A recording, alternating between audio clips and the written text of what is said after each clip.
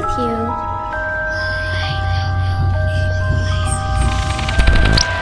You're not afraid of the dark, are you?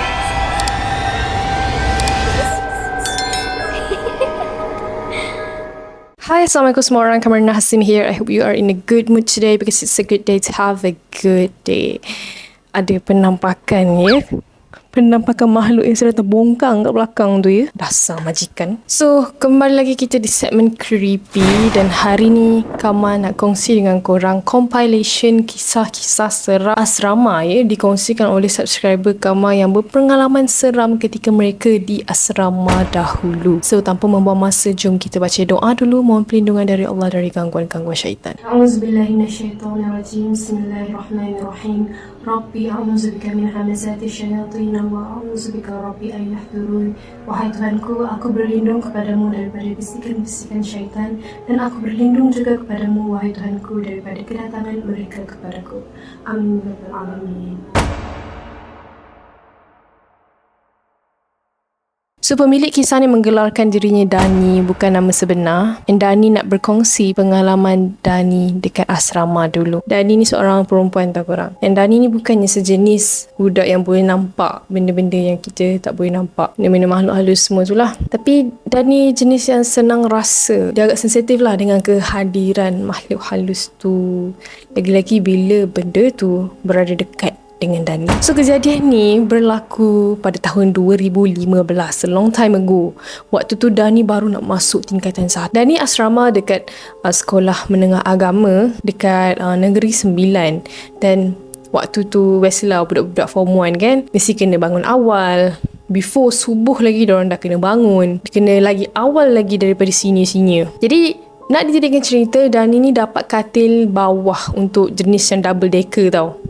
Katil Dani tu, kalau member dekat atas tengah bergerak, mesti akan berbunyi punya lah katil tu. Mungkin katil besi ke kan. So, selalunya kawan Dani memang tak kejut Dani, sebab dia tahu kalau kawan Dani tu bangun, confirm Dani ni memang akan terus bangun. Sebab mungkin Dani ni jenis yang senang terjaga lah, senang cerita kan. Tapi ada satu malam ni, Dani bangun dari tidur bukan sebab katil dia bergerak tau, ataupun kawan dekat atas tu bangun, tapi sebab ada orang yang menggoyangkan badan Dani.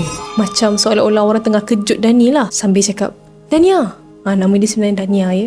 Confirm lah Dani bangun terkejut kan. Terus tu duduk dia. Lepas tu dia nampak yang kejut dia tadi tu tengah berlari terus dekat tengah-tengah dom, menghala laluan nak pergi mandi. Dani hanya nampak dia berlari. Lepas tu dengarlah macam bunyi tapak kaki kan, macam tengah berlari dekat atas lantai dom tu. So waktu tu Dani just fikir, member aku ni tak tahan sangat nak terkencing ke? So Dani pun teruslah siap-siap nak mandi apa semua. Sebab kebiasaannya Dani kalau bangun-bangun je memang dia automatik akan terus siap-siap nak mandi and terus ke kolah. Tapi yang peliknya, masa Dani dah bertuala time tu kan, Dani tengok kawan dia dekat atas katil masih tak bangun lagi tau. Tapi waktu tu dia tak adalah fikir apa-apa lagi. So Dani terus je lah pergi ke toilet kan, nak pergi ke kolah untuk mandi. Masa lalu tengah-tengah dom tu, Dani tengok seorang kawan Dani ni masih tidur, still pakai baju tidur tau. Sebab selalunya Dani kalau dia pergi mandi, member yang dia nampak tu memang dah settle mandi dah pakai baju sekolah,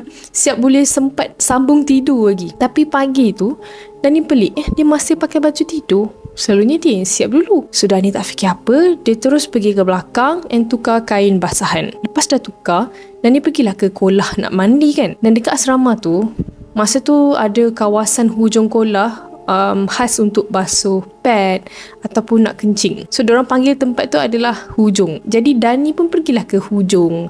Dia nak buang air kecil kan, dan dia nak basuh pad juga waktu tu. Masa tu barulah dia teringat, kejap period. Waktu tu barulah dia macam terus segar, dah tak mamai-mamai dah. Dia duduk je dekat hujung tu, sebab dari situ boleh nampak tahu ada orang datang ataupun tidak ke kolah kiri ataupun kanan. Selalunya Dani mandi awal. 5 minit macam tu mesti ada orang lain pula bangun nak mandi before subuh dan seterusnya. Sebab Dani selalu mandi pukul 4 ataupun 4.30 pagi masa tingkatan 1 tu. Tapi masa tu lagi dah rasa seram sejuk, sebab dah 10 minit ditunggu dekat hujung tu, tak ada kelibat orang langsung pun datang ke kolah. So Dani pun cepat-cepatlah mandi dekat hujung tu juga. Settle je mandi, dia nak pergilah balik tukar tuala dia kan. kan. Ya Allah, waktu tu baru dia perasan dekat kawasan ampayan dan juga kain basahan ni gelap gelita gila lah. Dah gelap gelita gila lagi. Memang senang cerita, memang meremang lah bulu roma waktu tu. Macam manalah aku boleh tukar kain basahan relax tadi kat sini padahal gelap gila. Tak fikir banyak, dia terus pergi tukar tuala dia. Gelap pun gelap lah. Lepas tu dia pun nak masuk lah dom balik kan. Tiba-tiba ada satu angin yang kuat sangat sampai rasa meremang lah bulu roma. Sampai terketar-ketar lutut masa tu. Lepas tu Dani rasa something betul-betul dekat dan rapat sangat dengan dia sekarang.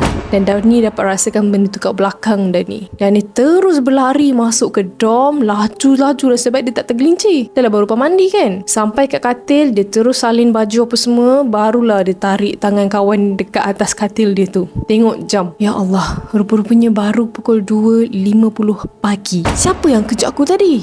Semua orang tengah tidur. Dani pun terus baring balik. Dia rasa macam nak sambung tidur lah kan. Baru pukul 2.50 kot korang. Tapi benda tu tak stop sampai situ je guys. Bila Dani mengiring ke kiri, dia dengar ada bisik-bisikan dekat telinga dia belah kanan. Dia mengiring belah kanan pula, ada bisik-bisik dekat telinga kiri. So dia tidurlah menelentang macam biasa. Tiba-tiba ada satu bayangan macam tapak tangan nak tekuk muka dia tau. So Dani decide untuk tidur sambil peluk member dia dekat atas katil tu sambil dia tutup telinga. Alhamdulillah lepas tu Dani dapat tidur balik lah. Pagi tu pukul 6 pagi ya, member dia yang dekat atas katil tu terus marah-marah Dani tau. Oi, bangunlah. Mentang period lambat bangun. Dani pula still mengantuk lagi kan. Lepas tu dia marah lah kawan tu. Dia mah aku dah mandi lah. Pukul 2-3 tadi dah. Kawan dia tu tercengang tau dengar Dani dah mandi seawal itu. Lepas tu member dia suruh lah dia buka cerita kan. Habis je kelas, Dani pun buka lah cerita kat kawan dia. So itu kisah pertama waktu dia tingkatan 1 tau. Kisah yang kedua, semasa malam kebudayaan Aspuri. So, kisah ni berlaku dekat asrama yang sama. Dani masih lagi tingkatan 1 ketika ini. Dan pengalaman ini adalah tentang kakak sepupu dia yang kena rasuk. Kakak sepupu dia satu sekolah yang sama dengan Dani. Dani tingkatan 1 dan kakak sepupu dia tingkatan 3. So, nak dijadikan cerita, Dani punya dom dekat sebelah bilik warden tau. Sebelah je. Nama dom tu Dom Melo. Dan kakak saudara dia punya dom pula dekat Dom Tulip. Dan ramai yang mengatakan Dom Tulip ni salah satu tempat yang keras ataupun seram dekat asrama tu. So sebelum kes kerasukan tu terjadi, ada seorang akak sini tingkatan 5 ni, dia kata malam ni ada malam kebudayaan. Semua orang kena berlakon. Kira macam diorang kena buat grup. Dan temanya korang tahu tak? Tema dia memang cari pasal lah. Temanya adalah hantu. Nak dijadikan cerita, Dani satu grup dengan kakak sepupu dia. So, diorang pun plan lah nak buat cerita macam ada seorang budak, dia macam dalam... Diorang plan lah nak buat cerita macam budak-budak ni tengah jalan waktu malam. Tiba-tiba terjumpa dengan Cik Ponti. Jadi kita panggil kakak Dani je lah. Kakak Dani volunteer nak jadi Ponti sebab rambut dia dah memang cukup panjang lah sampai bawah punggung. Jadi mulanya malam kebudayaan tu, seorang senior ni, dia buat macam dalam dom besar tau. Dom Melo dan juga dom Orchid. Malam tu semua gelak-gelak tengok lakonan grup masing-masing. Memang orang kata apa, funny je lah malam tu. Masa tu belum turn grup Dani lagi tau. Tapi Dani perasan yang kakak Dani ni macam tak sihat. Dia menggigil satu badan. Dan bila tanya dia kata dia okey je. Tapi Dani risau sebab before Dani masuk sekolah tu, memang kakak dia tu selalu cerita tau. Daripada tingkatan 1, tingkatan 2 tahun tu, kakak dia tu sebenarnya dah kerap dah kena rasuk. Katanya sebab dia start join perubatan Islam dekat sekolah tu, memang dia dah selalu kena rasuk kat sekolah. Dia kata kalau boleh masa dia tingkatan 3 ni, dia tak nak kena rasuk sebab dia malu disebabkan ada Dani yang dekat situ. Bagi dia, sebagai kakak, diri dia macam lemah, tak boleh nak jaga Dani, macam tu lah. Jadi dia rasa malu kat situ. Tibalah time turn diorang untuk perform. Awal-awal tu semua berjalan lancar, tak ada apa-apa yang berlaku. Lepas settle, diorang ke belakang duduk dekat katil sambil tengok lakonan group next lah. Dani pula sibuk bergayut atas katil nak tengok performance kan. Tiba-tiba warden masuk dari belakang. Dia tengok dari belakang tau, sambil dia buat jari kat mulut macam tu. So Dani tak cakap dengan siapa-siapa. Dia perasan dah warden tu masuk. Masa tu dia dah rasa tak sedar hati dah. Lepas tu dia carilah kakak mana. Tadi dia rehat dekat katil, tapi waktu Dani gayut-gayut kat katil tu, dia dah hilang dah. Tak ada dah dekat atas katil tu. So Dani pun cepat-cepat dah tanya orang kan, ada tak nampak Kak Tina? Kak Tina bukan nama sebenar tapi orang tak perasan pun. Dani teruslah ke belakang dorm nak cari dia lah. Tiba-tiba terserempak dengan senior tingkatan 2. So Dani teruslah tanya, ada tak nampak Kak Tina? Diorang kata, diorang nampak Kak Tina tadi jalan pergi dekat dom dia. Risau. Dom Kak Tina tu kan dikatakan keras. Lepas tu dia pergi seorang-seorang pula. Nak buat apa kan? Lepas tu Dani pun pergi je lah dekat dom tulip tu. Sampai je tengok-tengok Kak Tina dah terbaring dengan berselimut menggigil teruk dekat katil dia. So Dani pergi berlari dekat dia. Memang rasa kat sini, memang rasa badan kepala dia panas gila. Dani dah tak tahu nak buat apa masa tu tau. So senior tingkatan 2 yang Dani jumpa tadi ada follow lah juga Dani. Jadi Dani minta tolong senior tu panggilkan kawan Kak Tina ni, sebab kawan-kawan kakak Tina ni memang sama-sama belajar pasal perubatan Islam tu lah. Lepas kawan-kawan kakak dia dah sampai, semua bacalah ayat-ayat daripada buku perubatan diorang kan. And Dani pula baca surah-surah yang Dani tahulah untuk pagar dan lindungi diri. Semua waktu tu tengah duduk menghadap Kak Tina. Tempat Dani duduk adalah sebelah Kak Tina, which is menghadap pintu dom tulip tu. Masa tu Dani nampak lah dekat luar, hujung dinding luar dom tu, ada satu muka tau. Muka tu memang mengerikan, tersenyum tengah pandang Dani. Dani kan dia salah pandang, tapi bila kawan kakak dia tanya, Tina, kau kenapa? Kau nampak apa? Mana dia? Kakak dia pun jawab, jangan, nanti dia marah. Masa tu Dani pandang muka tu balik. Memang tak salah lagi, memang benda tu. Sebab dia dah tak senyum. Dia marah, muka dia bengis. Terus Dani minta akak sini yang dekat dengan pintu tu, minta tutupkan pintu tu. So Dani diam je lah, dia tak adalah bagi tahu siapa-siapa pasal apa yang dia nampak tu kan. So diorang pun teruslah merawat kakak Tina tu, sementara tunggu ada orang panggilkan ustaz. Jadi diorang bawa lah Tina ke dom yang lagi satu. Luas and senang jugalah ustaz nak masuk apa semua, nak berubat kan. Sampai je ustaz membuat berubat apa semua tu. Lepas tu ustaz adalah tanya akak tu, kenapa kau kacau dia? Kenapa kau masuk badan dia? Rupanya dah, Kak Tina tu dah kerasukan dah time tu. So benda tu jawab, sebab budak-budak ni dah hina keluarga aku. Ustaz pelik lah bila dia cakap macam tu kan. Ustaz pun bersungguh-sungguh lah keluarkan dia kan, dan minta kakak Tina tu sebut Allah. Lepas tu ustaz cakap, okay, benda tu dah keluar. Ustaz pun balik lah rumah warden dia. Tak sampai separuh jalan ustaz balik, Kak Tina tu kena rasuk balik tau. Benda tu tak keluar pun daripada badan Kak Tina. And diorang terpaksa panggil ustaz tu balik untuk berubat. Jadi sambil Dani pegangkan tangan Kak Tina, seorang senior ni kata dekat Dani, Dani, jangan pandang mata dia. Dia pandang kau tu, Kang, dia nak masuk kau pula. Dah ni memang keris gila. Lagi dijangankan, lagi dibuat lah. So Dani macam try lah nak pandang dia sekejap. Macam elektrik kena satu badan bila mata dia bertentangan dengan Dani. Memang tak boleh lupa lah, mata dia tu kuning kemerahan. Tetapi nasib baik Dani tak kerasukan. So Dani non-stop lah baca 3 kul. Sampai lah ustaz tiba. Ustaz kata, oh pandai kau tipu aku ya. Senang-senang je kau sebut nama Allah tadi. Terus ustaz sambung berubatkan kakak Tina tu sampai betul-betul tak ada dah dalam badan dia. So ustaz tu pagar sekali lah kan. Pagar juga kawasan kakak Tina berubat tu. Jadi diorang kena stay tidur dekat situ untuk malam tu. Jangan keluar daripada pagar tu. And benda yang paling mengejutkan adalah malam kebudayaan tu, warden Dani tak tahu pun senior tingkatan 5 ni buat malam kebudayaan tu. Siap temanya hantu pula tu kan. So warden kata dekat Dani, kalau saya tahu, saya tak benarkan kamu buat malam kebudayaan. Selepas tu senior-senior tingkatan 5 semua kena marah. Dan dah tak berlaku lagi lah benda-benda macam tu tanpa pengetahuan warden. Itu kisah daripada subscriber pertama. Cerita seterusnya daripada subscriber kedua tentang pengalaman seram di dekat asrama jugalah. Tadi berlaku pada tahun 2015 dekat Negeri Sembilan. Sekarang kita melonjak ke tahun hadapannya, 2016, berlaku di Kelantan. So let's go. Ria bukan nama sebenar. So kisah ni terjadi ketika Ria bersekolah sekolah menengah asrama tahun 2016, dan pada masa itu Ria tingkatan 4. Ria baru je pindah dekat sekolah tu, sekolah dekat Kelantan, sebab masa dia tingkatan 1 sehingga tingkatan 3 dia sekolah lain. So kisahnya malam tu ada latihan DKP. barat. Okay, korang faham lah dikir barat macam mana ya? Dekat Dewan Besar Sekolah malam tau. Jadi diorang ada 8 orang plan nak pergi lepak dekat Dewan tu. Waktu tu pukul 9 lebih jugalah diorang berjalan ke sana sebab semua student kena solat maghrib berjemaah dan isyak. Kebetulan pula waktu tu hari weekend dan bukan minggu balik kampung, so tak ada prep malam lah nak jadikan cerita. So lepas solat, semua orang kena sapa dulu, makan dulu sebelum masuk ke dorm. Lepas supper, diorang masuk ke dorm untuk siap-siap dulu, tukar baju dan tudung untuk pergi ke Dewan.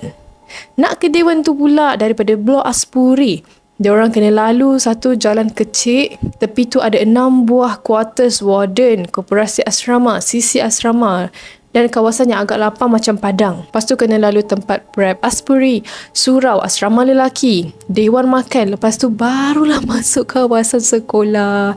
Jadi jalan tu lah adalah antara jalan yang paling selamat sebenarnya sebab ramai student yang berkeliaran dekat tempat prep.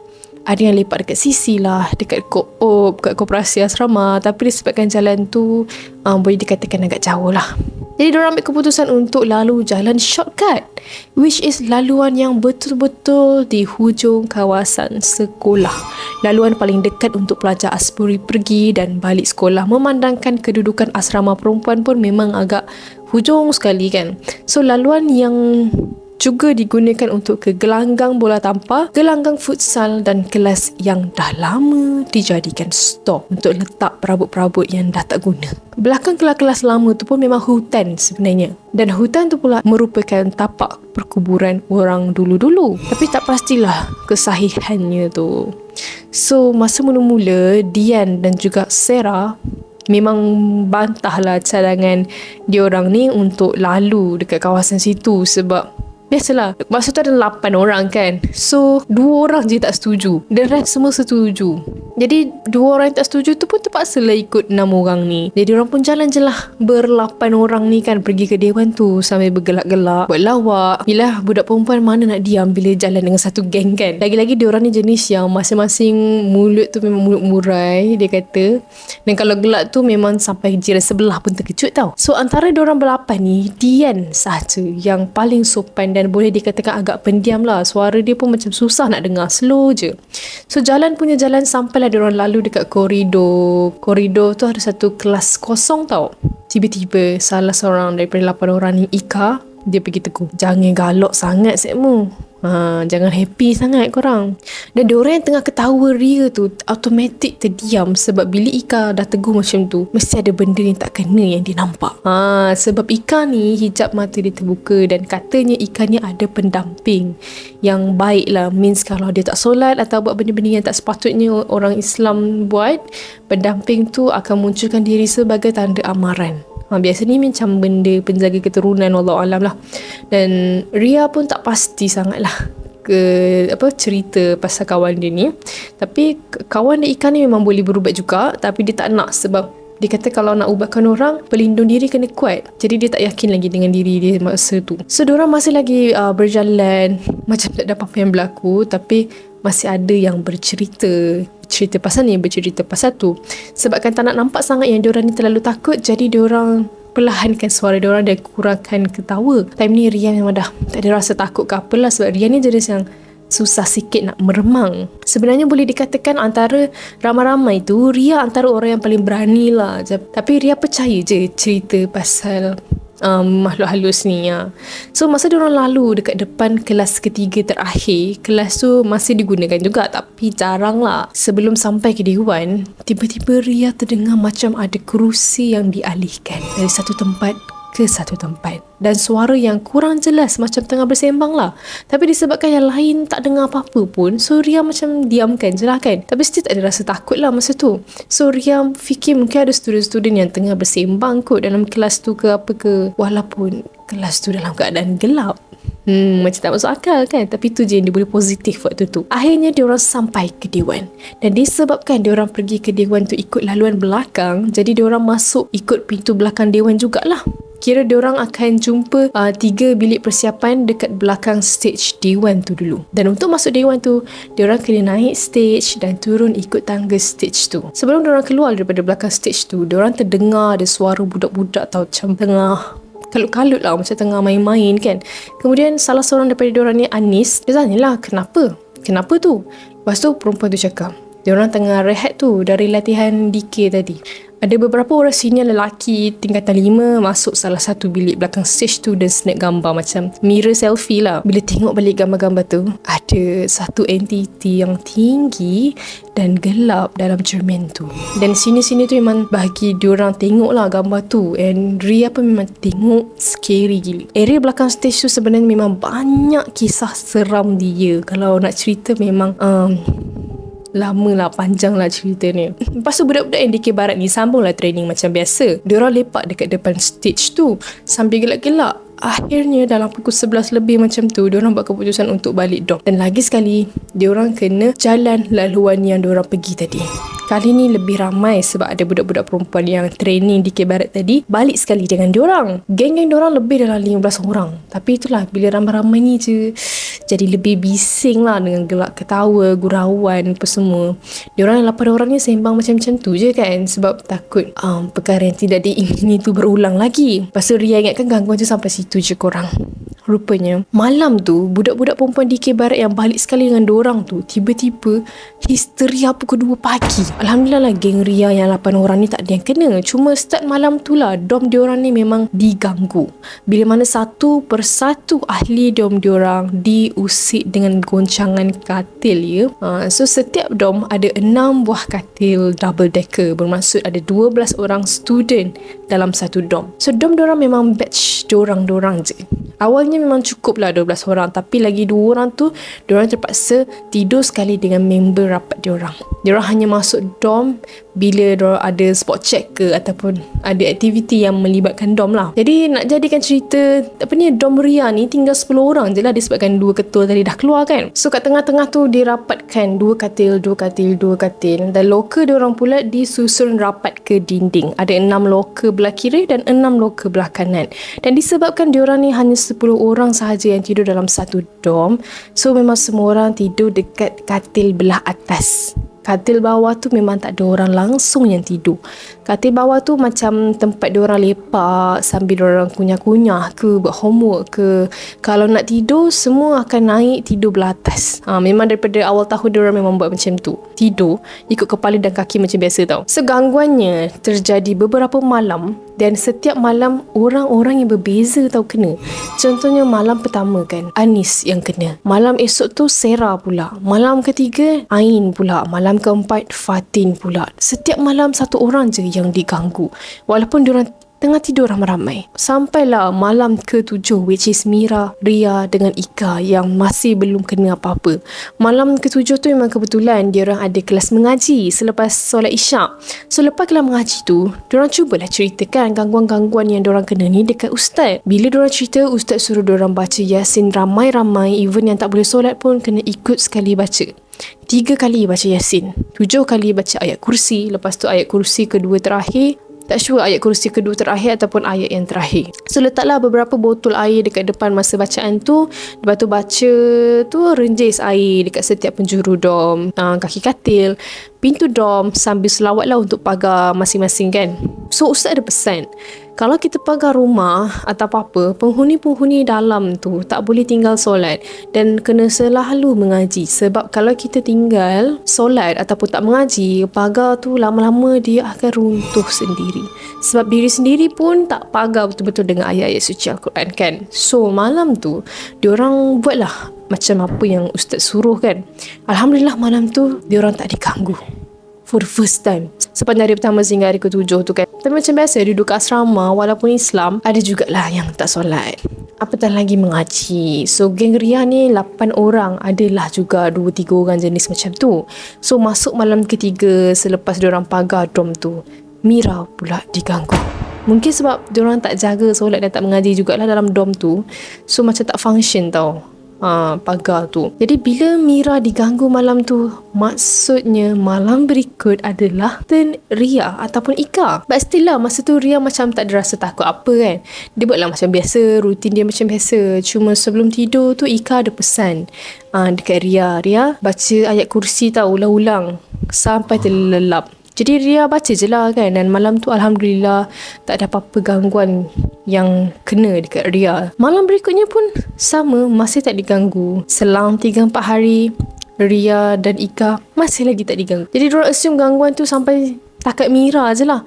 Bila diorang rasa macam dah selamat, diorang mulalah bergurau, tak ingat dunia balik. Macam biasalah dengan geng-geng diorang ni jenis yang mulut tak reti diam. Kalau diam pun masa tidur je kan. Diorang pula jenis yang tak mudah terasa hati. Jadi bila bebas lah nak gurau-gurau kasar ke apa kan. Sampailah satu malam tu, diorang memang dah nak tidur dah waktu ni. Lampu dom pun memang diorang dah tutup dan semua orang dah baring kat tempat tidur masing-masing. Tapi itulah, mulut masing-masing tak ada diam, masih bergurau, masih bergelak ketawa. Rasanya hampir nak pukul 1 dah time tu. Sampailah Ria cakap, dah lah korang, tengah malam dah ni, kang esok bangun lewat pula. Sebab Ria waktu tu memang dah mengantuk sangat-sangat. Dan bila Ria cakap macam tu, bukan diam tapi diorang makin menjadi-jadi ketawa diorang tu. So Ria seorang je lah yang tidur. Bila tidur, Ria tiba-tiba terjaga disebabkan katil dia bergoyang. Sangat slow tau goyangan tu, bukan goyang yang laju. Sampai Ria macam bela, katil ni bergoyang ke tak sebenarnya kan. Bila Ria cuba untuk tidur balik, makin lama Ria dapat rasa katil tu memang kuat tengah bergoyang. Nak kata bergoyang sebab ada gerakan daripada kawan-kawan Ria. Tapi waktu ada siapa lah yang bergerak. Dan Ria rasa macam ada orang tengah cakar papan yang ada dekat bawah tilam tu. Kuat, sangat kuat cakaran tu. Tapi sekali je. So Ria macam mengeluh. Dia tahu turn dia, mesti turn dia yang kena kan. Bila terasa ada benda cakar dekat bawah, Ria dah start cuak. Rasanya sepanjang gangguan ni, dari hari yang diorang lepak dekat dewan tu, ini kali pertama yang Ria rasa takut. Finally. So Ria jadi macam kejutkan Sarah. So dia beritahu lah, Sarah aku takut. Sarah macam dah agak dah. Ni mesti kena ni mesti turn Ria ni kan. Ria memang tak boleh tidur langsung. Lepas tu dia macam terganggu dengan rasa goyangan tu kan. Walaupun macam goyangan tu slow je, tapi bila kita tak nampak apa benda yang menggoyangkan tu, lagi seram lah. Tiba dia macam nak terlelap tu, dia rasa macam dekat hujung kaki dia tu tenggelam sikit tau. Macam ada benda berat yang tengah berjalan dekat tilam dia. Ria ni macam beranikan diri lah nak pandang bawah dekat area kaki dia tu. Korang tahu tak, dia nampak ada satu lembaga besar yang hitam sangat. Betul-betul hujung kaki dia macam nak terkam dia. So dia terus peluk kawan dia tu kan. Besar benda tu, memang bukan bentuk badan orang tau. Dia macam bentuk gorila, macam bentuk beruk. So dia memang betul-betul nampak badan dia. Waktu tu pula memang ada, orang kata apa, cahaya daripada koridor. Lagilah jelas. Esoknya masa nak siap-siap pergi sekolah, dia kawan dia tanyalah, kau kenapa semalam kan. So Ria pun ceritalah semua benda. Pasal cakaran tu, dia orang check lah kat bawah kan. And yes, memang ada cakaran dekat kayu bawah tilam tu korang. So Ria tanyalah, garis ni memang dah lama ke Sebab Ria takut benda tu macam dah lama ada, cuma diorang je yang tak perasan. So Mira yang sebenarnya katil bawah tu adalah katil dia kata memang tak ada, selama ni tak ada pun. So Ria lah orang yang terakhir yang kena, dan yang paling teruk lah kena sampai nampak makhluk tu kan. Sebab yang lain dia just rasa goyangan katil. Sampai turn Ria, dia tunjuk terus korang. Lepas tu dah tak ada dah gangguan macam tu dah. Sebab malam tu diorang ulang balik bacaan Yasin macam Ustaz ajar. Diorang buat seminggu sekali, tapi kadang-kadang ada jugalah lupa nak buat. Ika pula dia memang tak kena ganggu. Mungkin sebab dia ada pendamping yang Ria pernah cerita sebelum ni.